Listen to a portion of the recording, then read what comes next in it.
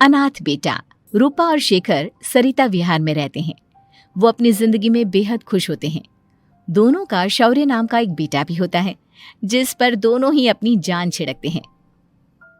शेखर, अब तो आप शौर्य को अपनी गोद से नीचे उतार दीजिए, उसके सोने का टाइम हो रहा है। नहीं रूपा, इसे मेरे पास ही रहने दो प्लीज। मैं थोड़ी देर में इसे बिस्तर में सुला दूंगा। लेकिन कल सुबह आपकी ऑफिस में मीटिंग भी तो है ना, और इसके लिए आपको कल जल्दी भी तो निकलना होगा। जाइए, आप भी जाकर सो जाइए। क्या यार, अभी तो मेरी गोद में आया था मेरा बेटा और तुम उसे लेकर जा रही हो। बाद में कर लेना अपने बेटे से प्यार, अभी जाकर सो जाइए। रूपा शेखर से शौर्य को ले रही होती है कि तभी शौर्य रोने लगता है। शौर्य को रोता देखकर रूपा उसे फिर से शेखर को थमा देती है। आपका बेटा ना एक नंबर का नौटंकी है, बिल्कुल आप पर गया है वो। साफ बोलो ना, तुम्हें जलन होती है हम दोनों बाप बेटे का प्यार देखकर। पहले बड़ा तो होने दो तुम शौर्य को, फिर देखना वो सबसे ज्यादा मुझे ही प्यार करेगा। देखते हैं। ऐसे ही दिन बीतते चले जाते हैं और एक दिन कैंसर की बीमारी के चलते रूपा की मौत हो जाती है। अब शौर्य 3 साल का हो चुका होता है, जिसके कारण उसकी दादी शेखर पर दूसरी शादी का दबाव बनाने लगती है। शेखर, शौर्य अभी बहुत छोटा है और उसे इस समय एक माँ के प्यार की बहुत जरूरत है। माँ, मुझे दूसरी शादी नहीं करनी। क्या पता जो दूसरी औरत आएगी वो मेरे बेटे को एक माँ का प्यार दे या ना दे। तो रूपा की छोटी बहन वैशाली से ही शादी क्यों नहीं कर लेता? वो तो शौर्य को एक माँ का प्यार पूरा दे सकती है ना। मैंने कहा ना माँ, मुझे दूसरी शादी नहीं करनी, और अपनी ही पत्नी की बहन से तो हरगिज नहीं। ऊपर से अगर रूपा देख रही होगी तो वो क्या सोचेगी? अपने लिए ना सही, लेकिन तुझे शौर्य के लिए तो शादी करनी ही पड़ेगी ना बेटा। शेखर कुछ कहता उससे पहले ही अंजुमन उसे रूपा की कसम दे देती है, जिसके आगे मजबूर होकर शेखर शादी के लिए हामी भर देता है।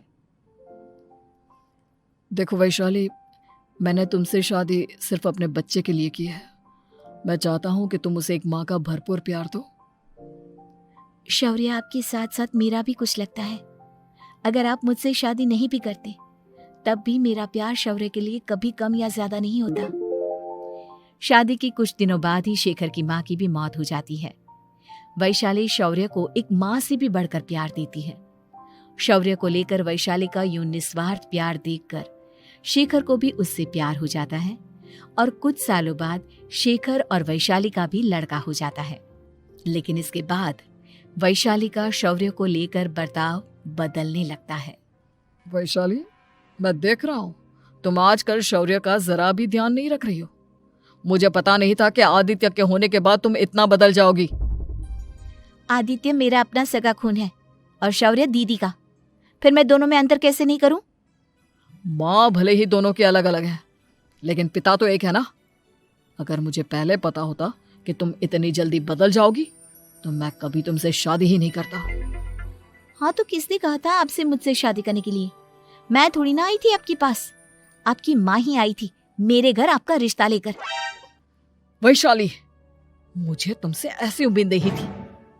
गुस्से में शेखर अपना पैर पटकता हुआ शौर्य को वहां से लेकर चला जाता है। पापा, मम्मा मुझसे प्यार क्यों नहीं करती? क्या मैं उनका सगा बेटा नहीं हूँ इसलिए मुझसे प्यार नहीं करती? मम्मा नहीं करती तो क्या हुआ बेटा, पापा तो करते हैं ना आपसे प्यार। कुछ दिनों के बाद, आज तुझे खाना पीना कुछ नहीं मिलेगा, चल चुपचाप से अपने रूम में जाकर सो जा। माँ, अब भाई को खाना क्यों नहीं दे रही हो? बेटा तू आराम से खाना खा, इस नालायक की चिंता मत कर। एक दिन खाना नहीं खाएगा तो मर नहीं जाएगा ये। अगर भैया नहीं खाएंगे तो मैं भी नहीं खाऊंगा। तू अपने भाई का भक्त क्यों बन रहा है? ये तेरा सौतेला भाई है, सगा नहीं जो तू लक्ष्मण बन रहा है। माँ, आपको इतना भी नहीं मालूम? श्री राम और लक्ष्मण सगे भाई नहीं थे। श्री राम माता कौशल्या और लक्ष्मण माता सुमित्रा की कोख से जन्मे थे। दोनों के सिर्फ पिता एक थे, लेकिन माँ अलग थी। मुझे ज्यादा ज्ञान देने की जरूरत नहीं है, ये सतयुग और त्रेता युग नहीं है, समझे? आया बड़ा भाई का चमचा। इतना कहकर वैशाली वहां से चली जाती है। जिसके कुछ टाइम बाद शिखर वहां आता है और आदित्य उसे सारी बात बताता है।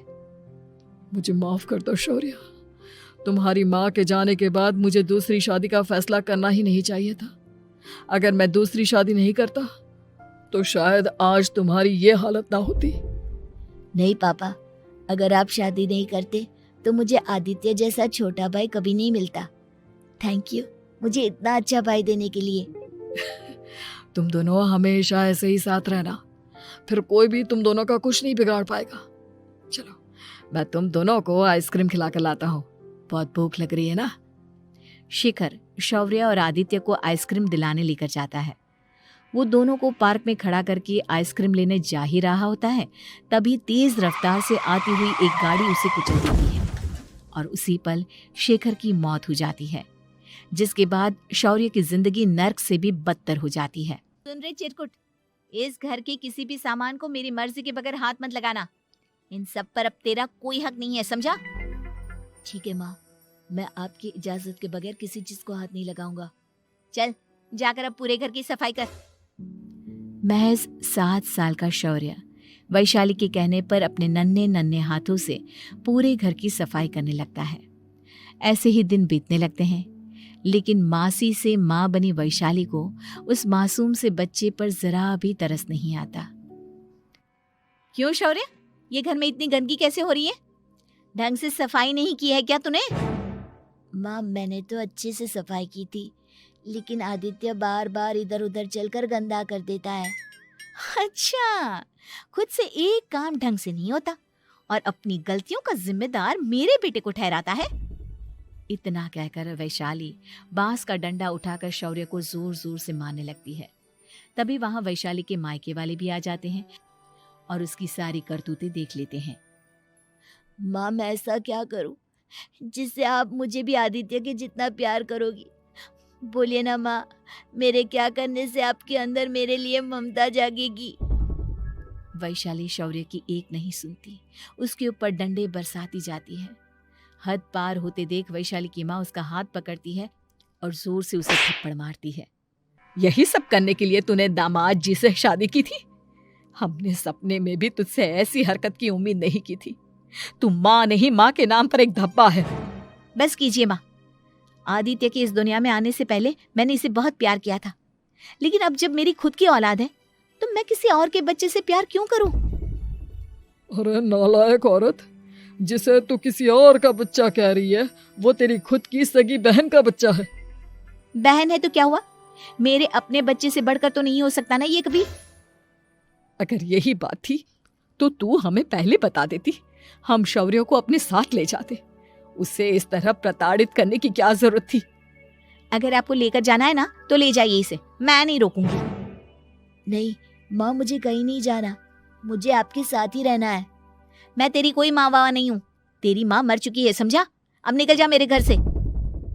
माँ आप बहुत गंदी हो, मुझे भी नहीं रहना आपके साथ, मैं भी भाई के साथ ही जाऊंगा। अरे तू क्यों जाएगा, तू तो मेरा सगा बेटा है, जाने दे इसे। हम यहाँ ऐश से रहेंगे, तुम्हारे पापा बहुत सारी जमीन जायदाद छोड़ गए हैं तुम्हारे लिए। नहीं माँ, मुझे भाई के साथ जाना है। आप अच्छी नहीं हो, आप बहुत बुरी हो, आप भाई को बहुत परेशान करती हो। देख वैशाली, तुझसे ज्यादा समझ तो इस मासूम बच्चे में है। ये तेरे बुरे कर्मों का ही नतीजा है जो आज तेरी सगी औलाद खुद से तुझे ठुकरा रही है। आदित्य, तुझे इस शौर्य ने भड़काया है ना मेरे खिलाफ? नहीं माँ, मुझे किसी ने भड़काया नहीं, पर मैं सब देखता हूँ, सब समझता हूँ। भाई बहुत अच्छा है, वो आपकी जैसा नहीं है। चलिए नानी। इतना कहकर वैशाली के मायके वाले आदित्य और शौर्य को अपने साथ ले जाते हैं और इस तरह वैशाली बड़े से घर में अकेली पड़ जाती है। 2 बेटों के होते हुए भी आज उसे माँ कहकर बुलाने वाला कोई नहीं होता।